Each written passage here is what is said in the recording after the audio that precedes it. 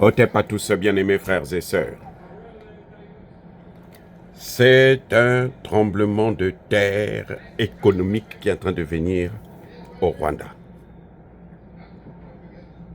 Et c'est annoncé par le président Kagame lui-même.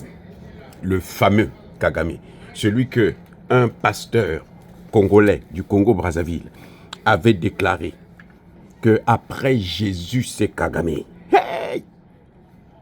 C'est vrai qu'après, il s'est rétracté, il a demandé des excuses, mais c'est trop tard. Il avait déjà sorti la bombe et que personne ne pouvait tolérer ça encore. Et d'ailleurs, depuis, ce pasteur est tombé en disgrâce.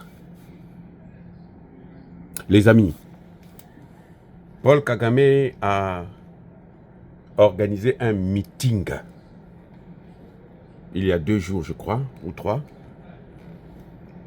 Et il s'est adressé aux Rwandais, au peuple rwandais.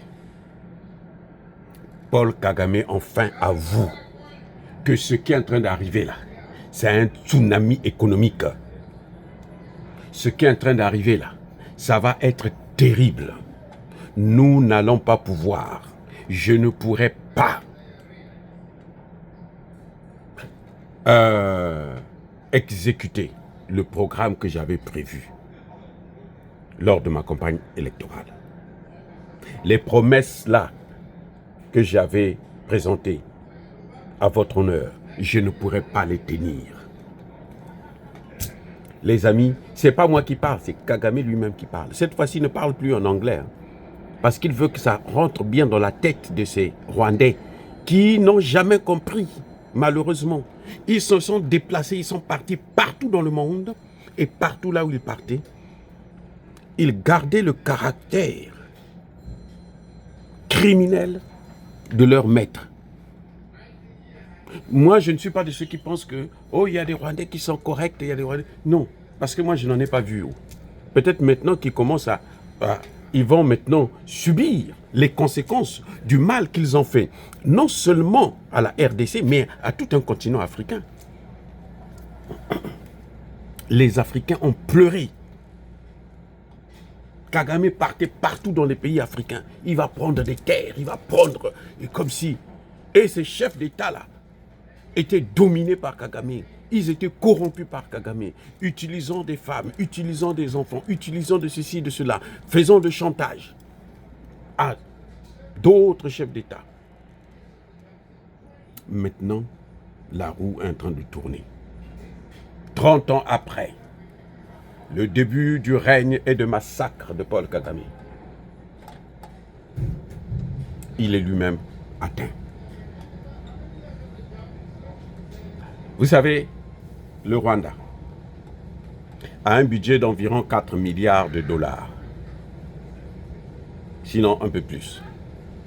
Sur ces 4 milliards de dollars, il y a 2 milliards qui viennent de ces puissances occidentales qui l'ont créé, qui ont créé ce monstre, qui l'ont façonné, qui l'ont formaté, qui ont fait de lui ce qu'il est devenu aujourd'hui, l'un des plus grands criminels du continent africain. Ça restera dans l'histoire de l'Afrique. Un seul homme a massacré 18 millions de personnes en RDC. Un seul, Paul Kagame. Aucun dirigeant africain n'a battu ce record. C'est pour ça que les chefs d'État africains qui côtoient Paul Kagame, qui arrivent à saluer Paul Kagame, qui se disent que Paul Kagame c'est un homme respectable, ces gens-là sont, si ce n'est pas des complices, des naïfs, mais alors d'une naïveté incroyable. Les amis, sur les 4 milliards, 2 milliards viennent des maîtres de Paul Kagame. Les anciens, bien sûr, parce que maintenant, ils ont tous changé de veste. Maintenant, ils ont tous renversé la situation. Après 30 ans de massacre. Et ce qu'ils oublient, c'est que nous, on n'a pas oublié qu'eux, ils sont à l'origine de ça.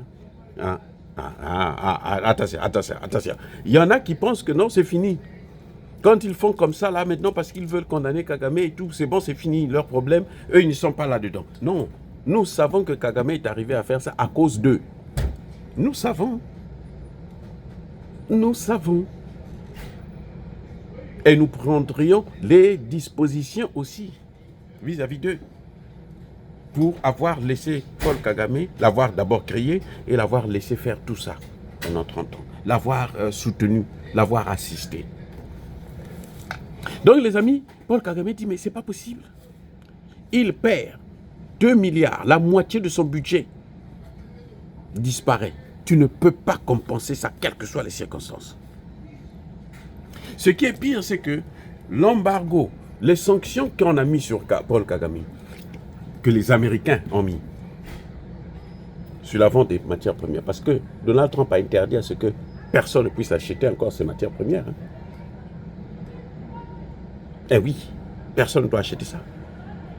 Donc, le stock qu'il a retenu là, qu'il a lui là, en ce moment-là, il ne pourra jamais l'utiliser. Bon, je reprends. Le stock des matières premières qu'il a pris à Bunagana, à Rutshuru, à machin et tout. Mes excuses. Il ne pourra pas vendre ça sur le marché international. Vous vous rendez compte, les amis? Il ne pourra pas vendre. Donc, il a la matière première, personne n'achète. Je ne sais pas ce qu'il fera. Est-ce qu'il va remettre ça à la RDC? Je n'en sais rien. Donc, Kagame dit que lui-même dit à son peuple, les temps seront très durs. Et là, nous sommes encore au début du commencement. Et il ajoute, je ne sais pas combien de temps ça va durer cette situation. Kagame ne sait pas combien de temps ça va durer.